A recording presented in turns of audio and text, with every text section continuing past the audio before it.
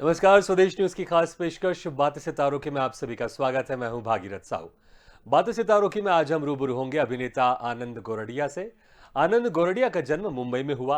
आनंद ने drama academy से acting की पढ़ाई की। इसके बाद दूरदर्शन के फेमस धारावाहिक श्रीमान श्रीमती से टीवी इंडस्ट्री में कदम रखा। फिर क्राइम शो सीआईडी के कई एपिसोड में अभिनय किया। तो टीवी सीरियल अदालत में वकील के रोल में आनंद गोरडिया काफी लोकप्रिय हुए। इसके अलावा टीवी सीरियल भाभी, स्मृति ईरानी के साथ मणिबेन.com, ना आना इस देश में लाडो, चक्रवर्ती, अशोक सम्राट, देवों के देव महादेव में भी अहम किरदार निभाए हैं। सीरियल दास्तान मोहम्मद, सलीम अनारकली में आनंद ने बेगम की कनीज की भूमिका में जबरदस्त अदाकारी की है, जिसे दर्शकों ने काफी पसंद किया। तो वहीं आनंद ने धार्मिक सीरियल विघ्नहर्ता गणेश में नारद मुनि की भूमिका निभाई। आनंद गोरडिया ने टीवी सीरियल के अलावा फिल्म खूबसूरत में उर्मिला मातोंडकर के मंगेतर की भूमिका निभाई। फिर फिल्म मुंबई मेरी जान और अभी हाल ही में रिलीज हुई फिल्म बिग बुल में अभिषेक बच्चन के साथ अहम किरदार निभाया है। हिंदी फिल्मों के अलावा आनंद गोरडिया ने गुजराती फिल्मों में भी अभिनय किया है। आनंद ने 13 महीने में मुख्य भूमिका में 11 गुजराती फिल्में की हैं। आनंद एक अच्छे अभिनेता के साथ एक उम्दा राइटर भी हैं। आनंद ने film roar, tigers of the Sundarban में डायलॉग और स्क्रीन प्ले लिखे हैं। तो वहीं साउथ फिल्म वीआईपी 2 के हिंदी डायलॉग लिखे हैं। क्राइम शो सीआईडी और अदालत के लिए भी कई सालों तक आनंद ने राइटिंग की है। तो आज हम इनसे रूबरू होंगे और जानेंगे इनके एक्टिंग और राइटिंग के सफर के बारे में। और इस वक्त हमारे साथ सीधे जुड़ गए हैं अभिनेता आनंद गोरडिया। आनंद जी, आपका बहुत बहुत स्वागत है स्वदेश न्यूज की खास पेशकश बातें सितारों की में। शुक्रिया। और मेरे सभी दर्शकों को मैं हैप्पी दिवाली कहूंगा और नूतन वर्ष अभिनंदन। जी, आनंद जी, आपकी बहुत बहुत दिवाली की शुभकामनाएं। आनंद जी, सबसे पहले मैं यही जानना चाहूंगा कि आखिर कब आपको लगा, क्योंकि आप राइटर भी बहुत अच्छे हैं, आप एक्टर भी बहुत अच्छे हैं, तो आखिर कब आपको लगा कि इस इंडस्ट्री में आना है? और पहले क्या आपको लगा कि पहले आपको एज ए एक्टर इस इंडस्ट्री में आना है या एज ए राइटर आपको जाना है? मेरा ये इंडस्ट्री में आना कोई प्लान नहीं था, हम्म। क्योंकि मैं जब कॉलेज में आया तब मेरे पास बहुत फाजिल समय था हम्म। और मुझे ये नहीं समझ में आ रहा था कि मैं करूँ क्या। हम्म। और इसीलिए मैंने कॉलेज में ड्रामा एकेडमी ज्वाइन किया, सिर्फ अपना समय अच्छा बिताने के लिए, कुछ अच्छा सीखने के लिए। जी। मेरे फादर बिजनेसमैन थे, तो और हर गुजराती फैमिली में अक्सर यही होता है जी। कि यहाँ पे पेरेंट्स ये चाहते हैं कि भाई एक लौता बेटा है और जो बाप का व्यवसाय है उसी में आए। बिल्कुल। तो मैं भी वही करना चाहता था और उसके लिए मैं तैयारी भी कर रहा था। लेकिन हाँ। जब ये मैंने ड्रामा एकेडमी किया, टाइम पास के लिए किया था, लेकिन एक साल खत्म होते होते हाँ। मैं best cadet of the year बना, गोल्ड मेडलिस्ट बना और मुझे सामने से थिएटर की ऑफर आने लगी। और जब मैंने ये किया था 91 92, जी। तभी और कोई चैनल्स थे ही नहीं दूरदर्शन के अलावा, हम्म। तो ज्यादा स्कोप था भी नहीं।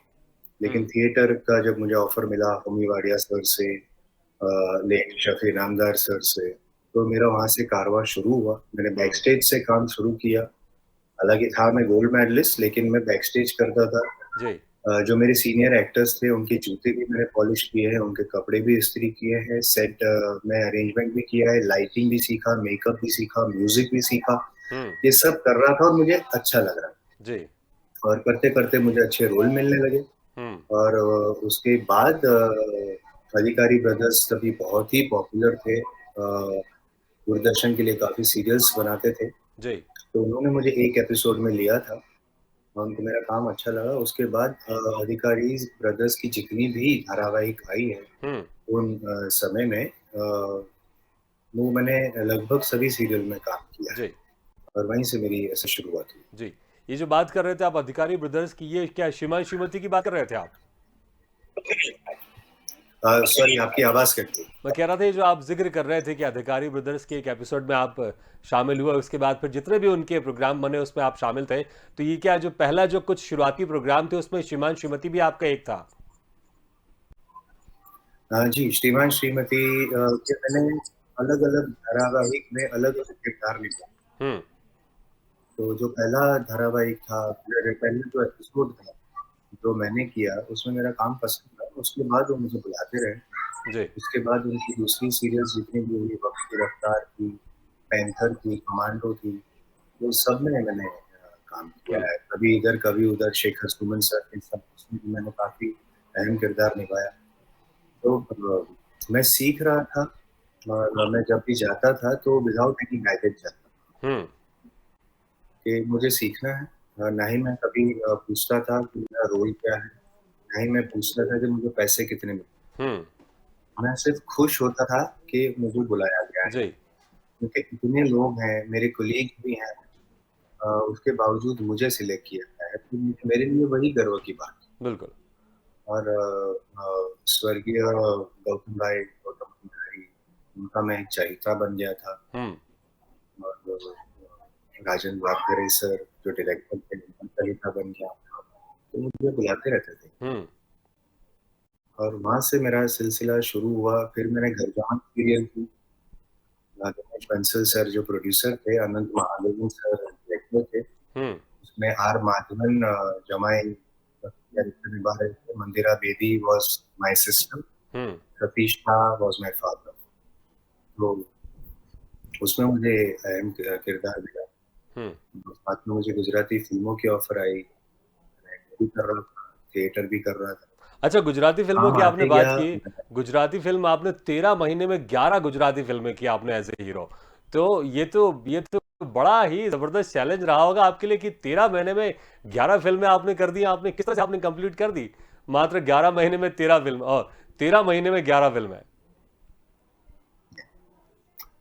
अ, जैसे मैंने कहा आपको, मैंने कुछ प्लान नहीं किया था। मैं कुछ ज्यादा सोचता नहीं था। जी। यही फिल्म मुझे मिली प्राणलाल मेहता सर की, जिनके बेटे अभी हैं जय मेहता, उनकी बहू है कुंदरी मेहता, जो अभी बहुत ही प्रसिद्ध निर्माता है टीवी सीरियल्स के। हुँ, उनके फादर प्राणलाल मेहता, जिन्होंने बहुत सारी हिंदी फिल्म की। हुँ, और मैं जब थिएटर कर रहा था, तब मैंने एक नाटक किया था, जिसमें अरविंद त्रिवेदी सर, जो अभी भी जिनका निधन हुआ है, जो रावण बने थे रामायण में, हुँ।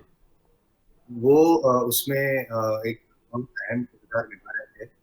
और उनके साथ मेरा ट्यूनिंग बहुत अच्छा हुआ। He was very nice to me, very helpful to me. और उन्होंने जब देखा कि आनंद तो गुजराती फिल्मों के लिए फिट है, हाँ। उन्होंने मेरा नाम रेकमेंड किया। मैं प्राणलाल सर से मिला, पहली बार मिला, डायरेक्टर से मिला, मेरा काफी। और वो फिल्म मैं शूट कर रहा था, जी। वहीं पे दूसरे डायरेक्टर सेट पे आए थे। मुझे देखा, बोला आनंद मैं एक फिल्म कर रहा हूँ, मेरी करोगे? वो कर रहा था, तब तीसरे आए, मेरी करेगा? वहां ऐसे एक के जब बाद तीसरा एक। कर रहा था, तब पहले आया, मेरी दूसरी फिल्म और एक करेगा, वहां करूंगा। वो डेट का मैंने कभी सोचा नहीं, जी। कैसे करूंगा मैंने सोचा नहीं। बस काम आते गया, और मैं आंख बंद करके करते गया। बिल्कुल, मुझे लगता है कि कोई अगर सोचे भी तो इतना सारा काम 13 महीने में 11 फ़िल्में बड़ी मुश्किल होती है, लेकिन एक के बाद एक आपको काम आते गए और आप करते गए। वाक़ई बहुत ही ज़बरदस्त एक्सपीरियंस रहा होगा। अच्छा, ये हम ज़रूर आपसे एक छोटी-सी रिक्वेस्ट करना चाहेंगे कि आपने इतनी सारी गुजराती फ़िल्में की हैं, तो अगर कोई गुजराती डायलॉग अगर आपको याद हो, तो हमारे दर्शक ज़रूर सुनना चाहेंगे। अरे बाप रे, 21 साल पहले की बात है, तो ऐसा तो मुझे कोई स्पेशल डायलॉग याद नहीं है। हाँ। उसके लिए मैं माफी चाहूंगा। चलिए, कोई बात नहीं। अच्छा, हालाँकि बहुत लंबे कि समय के बाद अभी फिर से आप एक कोई गुजराती फ़िल्म आप कर रहे हैं आप अभी। जी, जी, तो आखिर इसकी कोई ख़ास ये वजह फिल्म इतने भी लंबे समय बाद वापस गुजराती फ़िल्में करना? गुजराती फिल्में तब जब हुआ करती थी, हाँ। तो वो एक अलग दौर था। काफी रूरल बेस्ड कॉन्सेप्ट रहते थे। लेकिन अभी जो गुजराती फिल्में जिस तरह से बन रही हैं, काफी अर्बन बेस्ड उसकी कॉन्सेप्ट्स हैं, मॉडर्न है, आज के जमाने की कहानियां हैं। हुँ, और ये जब मुझे ऑफर आया, तो मुझे उसका लाइन बहुत अच्छा लगा, हाँ। प्लॉट लाइन मुझे अच्छा लगा। और सबसे बड़ी बात मुझे ये लगी कि जब जो राइटर डायरेक्टर है, उन्होंने फोन करके ये बोला कि आनंद, जब मैंने लिखना शुरू किया था, हुँ, ये किरदार में मैंने सिर्फ तुमको सोचा है, और तुमको ध्यान में रखते ही मैंने ये कैरेक्टर लिखा है। और जब स्क्रिप्ट भी मेरे पास आई तो उसमें कैरेक्टर का नाम कभी नहीं था, वहाँ पे भी आनंद ही लिखा है। अच्छा। तो ये मेरे लिए बहुत ही एक किक था। तो मेरे लिए आज भी कोई सोचता है मेरे लिए स्क्रिप्ट लिखी जाती है और अच्छी स्क्रिप्ट लिखी जाती बहुत बढ़िया। है अच्छा तो एक जी और समय था भी। तो बिल्कुल। मैंने आपका एक बहुत ही बस वही फेमस आपका क्राइम किया। शो है अदालत, इसमें आपने वकील की भूमिका निभाई है और काफ़ी आप इसमें इस किरदार को लोगों ने काफ़ी पसंद किया है और बहुत ही कम दर्शकों को ये भी जी पता हो नहीं होगा कि इसमें आप लिखते भी हैं। तो क्या पहले इसमें आप एज ए जी। लेखक जुड़े थे या पहले एक्टर जुड़े थे आप, या दोनों एक साथ, लेखक और एक्टर दोनों नहीं एक एज साथ आप इसमें शामिल हुए थे? जी नहीं, एज ए एक्टर मैं पहले उसमें मेरी एंट्री हुई थी। मेरे चैनल में से ही मेरा रजिस्ट्रेशन आया था और मैंने सिर्फ एक ही एपिसोड करना था मुझे। हाँ। और वो एपिसोड इतना स्पेशल था क्योंकि रोनित सर जो थे, वो कहानी जी। ऐसी थी कि रोनित सर का जो किरदार था केडी पाठक, हाँ। उनको किडनैप किया गया है। हाँ। और जो केस लड़ना है, डिफेंस करना है, तो वो पुलिस इंस्पेक्टर था, उसको डिफेंस के लिए कोई नहीं। जी। और तो वो स्टूडियो में मेरा किरदार वहां पे एंटर होता है। तो एक ही हम्म। एपिसोड की कहानी थी और फिर रोनित सर वापस आ जाते हैं, केडी पाठक वापस आ जाते हैं। हाँ।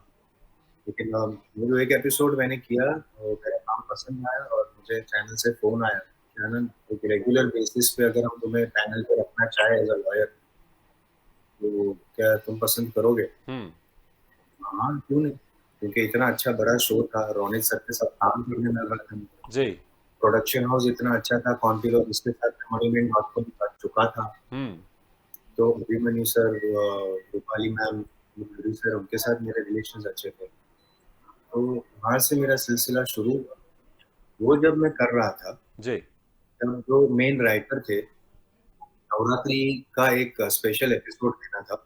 हम्म। और जो मेन राइटर थे, वो बीमार पड़े, उनको बहुत तेज बुखार था और वो एपिसोड डिलीवर नहीं कर पा रहे थे। हम्म। रोनित सर की डेट थी प्रोड्यूसर्स के पास और टेलीकास्ट की भी डेट। हाँ। और इनको पता था कि मैं लिखता भी हूँ, हम्म। तो डायरेक्टर्स थे, प्रोड्यूसर्स थे। और प्लस मैं वहां पे जिस तरह से इम्प्रोवाइज करता था, अपने खुद की डायलॉग्स बनाता था, हाँ। तो जो जुगलबंदी मेरी रोनी सर के साथ बन रही थी, तो मुझे कहा गया कि आनंद एक एपिसोड लिखोगे? हम्म। मैं हाँ बोला, मैं कभी ना बोलता ही नहीं हूँ। नहीं, ओ हाँ, बहुत अच्छी बात है ये। कि आनंद, लेकिन मुझे परसों एपिसोड चाहिए, हाँ। शूट करना है, दोपहर को 2 बजे से हम शूट शुरू कर हाँ। देंगे, एक ही दिन है तेरे पास, लिखेगा? वो मुझे नहीं पता था मैं कैसे लिखूंगा, क्या करूंगा, क्योंकि मैंने अदालत लिखा नहीं था, बहुत बड़ा शो था। हाँ। मैंने पहले कभी क्राइम भी नहीं लिखा था। जी। तो मैंने बोला हाँ मैं लिखूंगा, कैसे लिखूंगा मुझे पता नहीं था। हम्म। वहां पे मैंने हाँ बोला और सीधा मैंने फोन किया अपनी वाइफ को, स्वाति गोरडिया को। हम लोग साथ में लिखते हैं, वो भी एक दीपिका है। हाँ। वो तो ये प्लॉट है, कुछ सोचना शुरू कर, मैं रात को घर पे आता हूँ। हाँ। क्योंकि मैं तभी शूटिंग कर रहा था दूसरे किसी एपिसोड की। क्यों, मैं रात को घर पे आता हूँ, मैं रात भर बैठ के एपिसोड बना, हम्म। फिर को सुनाना। रात भर बैठे एपिसोड बनाया, दूसरे दिन को फिर सुनाया। सबको बहुत, और मेरे सामने करीबन 8 लोगों की टीम बैठी थी, अच्छा। नरेशन ले रही थी मुझसे। चैनल थे, प्रोड्यूसर्स थे, डायरेक्टर थे, क्रिएटिव हाँ। थे। पूरा नरेशन मेरा चला, उनको अच्छा लगा। हाँ। सिर्फ इतना ही कहा कि आनंद थोड़ा लंबा एपिसोड तो छोटा कर। हाँ। वो ठीक है, वो भी कर दूंगा। छोटा भी कर दिया, रोनित सर को नरेशन दिया, सर को भी अच्छा लगा। तो शूटिंग शुरू हुआ, वो एपिसोड इतना अच्छा रहा तो उसके बाद मुझे लिखने का भी अदालत का काम क्या लगातार बात है, मिलते बहुत गए। बढ़िया। और जब मैं अदालत लिखने के बाद एक्टिंग कर रहा था, हाँ। तो सीआईडी मुझे कैसे मिला? हाँ। देखो, जब ऊपर वाला अपना चक्र घुमाता है ना, जी। तो और ऊपर वो वाला तो समझ में खास किसी को नहीं आता खासकर आपके ऊपर बहुत मेहरबान है, क्योंकि गुजराती फिल्में जिस तरह से आपके एक के बाद एक मिलती गई और फिर अभी आप बता रहे हैं सीआईडी वाली बात। जी बिल्कुल, कंप्लीट कीजिए। सीआईडी का भी मैं अदालत का एक एपिसोड शूट कर रहा था, जहाँ पे एक स्पेशल एपिसोड था, सीआईडी वर्सेस अदालत। हाँ। उसमें सीआईडी के जो मेन कर्ता धर्ता है, वीपी सिंह सर, हम्म। जिन्होंने सीआईडी शुरू किया, वो खुद फंसे हैं किसी एक केस में, कटघरे में खड़े हैं। और मैं उनको क्रॉस एग्जामिन कर रहा हूँ, मैं प्रोसिक्यूट कर रहा हूँ, रोनित सर उनको डिफेंड कर रहे हैं। हाँ। और जब मैं प्रोसिक्यूट कर रहा था, तो बीपी सर सिंह इतने शातिर हैं, इतने टैलेंटेड हैं हाँ। कि वो अपने हिसाब से डायलॉग घुमाते थे, अच्छा। और वो जैसे डायलॉग घुमाते थे और भगवान की मेहर है मुझ पे, मैं सामने पलट उनको जवाब भी दे देता था और उनको क्रॉस भी कर देता। क्या बात है! उनको मेरा काम अच्छा लगा, तो हाँ, उन्होंने, उनकी जो क्रिएटिव डायरेक्टर है क्रिस्टल डिसूजा, हाँ। वो भी वहां पे आई थी। उनको बोला कि लड़के को कुछ लिखता है क्या, तो मेरे को वहीं पे सेट पे पूछा सीआईडी लिखोगे। हुँ। मैंने बिल्कुल वापस सोचा नहीं, वो हाँ लिखूंगा। हाँ, क्योंकि आप ना तो कैसे बोलते नहीं लिखूंगा मुझे नहीं पता, हाँ हैं। लिखूंगा। और वहां से सीआईडी का सिलसिला शुरू। बहुत बढ़िया, बहुत बढ़िया। अच्छा, एक आपका जो सीरियल है मोहब्बत दास्तान मोहब्बत सलीम अनारकली, इसमें आप जो रुकैया बेगम थी उसके आप डिफरेंट, शायद आप उनके कनीज़ के, आप शायद खानम। मैं शब्द सही इस्तेमाल कर रहा हूँ, रुकैया बेगम के आप कनीज़ बने थे आप। तो ये कैसे रोल आपने एक्सेप्ट जी। किया, क्योंकि बिल्कुल डिफरेंट तरह का इसमें रोल था, आपकी जो पहनावा था वो सारा डिफरेंट था, तो कैसे इस रोल के लिए आपने अपने आप को सोचा कि ये रोल मैं कर सकता हूँ इसको मैं? अगेन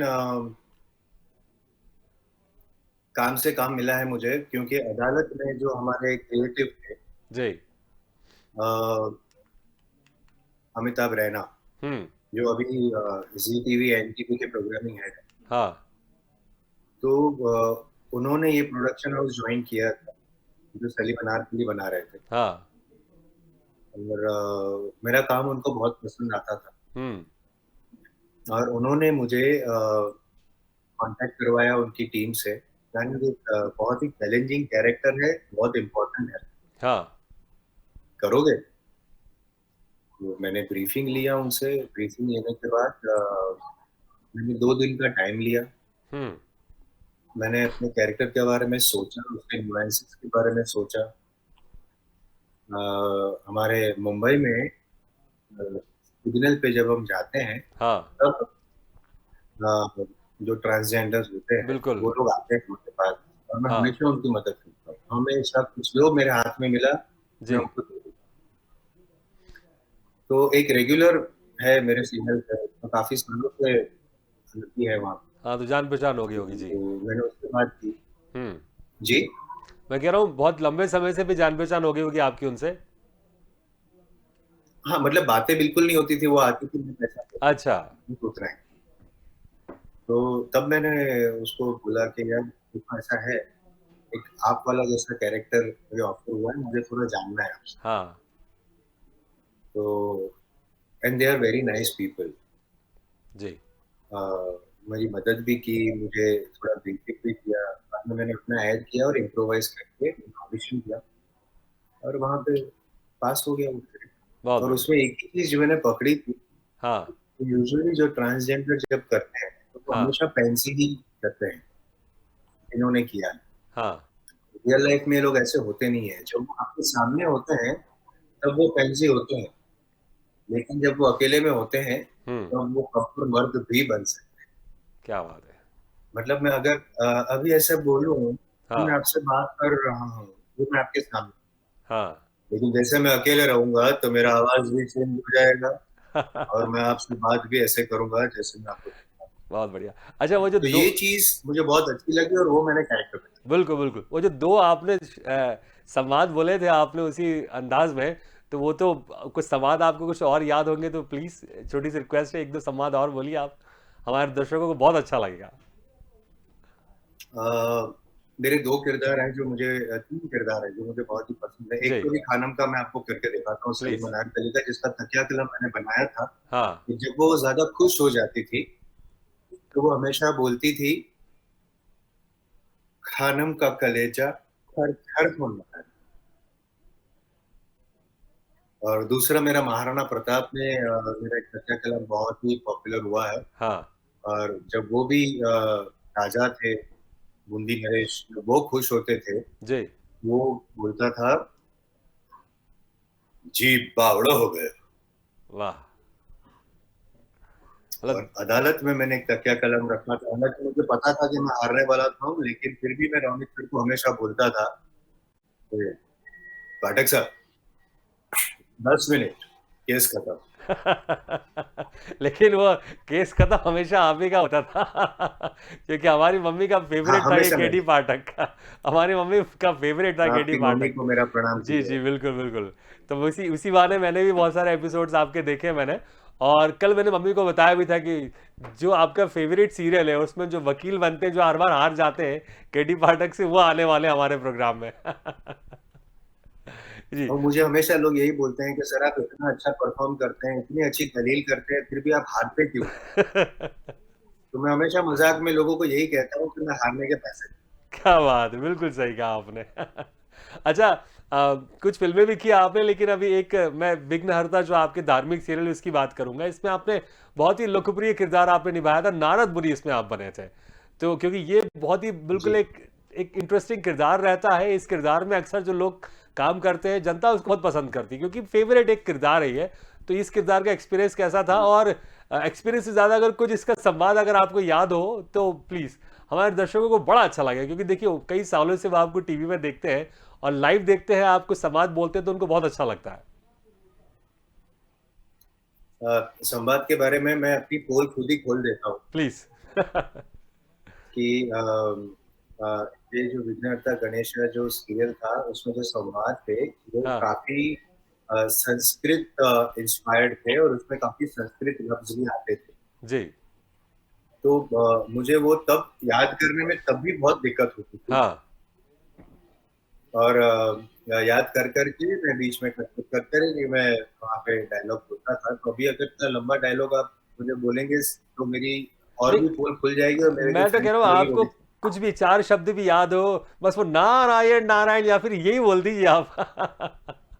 तो पब्लिक को आनंद आ जाएगा। नारायण नारायण की भी एक जी।